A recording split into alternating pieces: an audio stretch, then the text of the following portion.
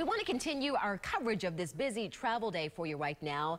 The race is on to beat Mother Nature as 46 million travelers nationwide hit the roads, rails, and skies for this Thanksgiving weekend. And this morning, there's trouble for folks even right here in the Tampa Bay area. If you're trying to get up to the Northeast today, the airlines are warning your flight could be delayed or even canceled. Our Ashley Orr is live right now at TIA. Ashley, are you seeing any delays so far? We see people behind you, but any delays?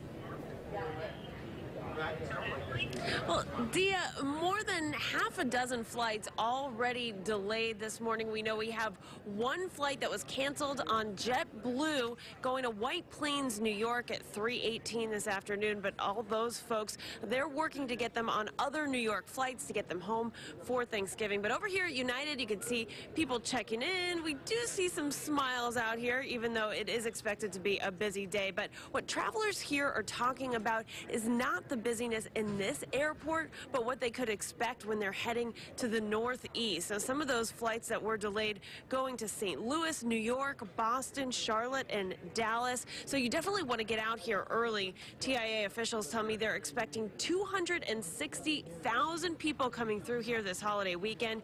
And yes, today, Wednesday, is one of the busiest travel days. Sunday, getting back, the other busiest travel day. So if you are coming out here, you want to get here early, give yourself plenty of time, and definitely check those flights, especially if you're going to the Northeast. Reporting live at the airport, I'm Ashley Orr, ABC Action News.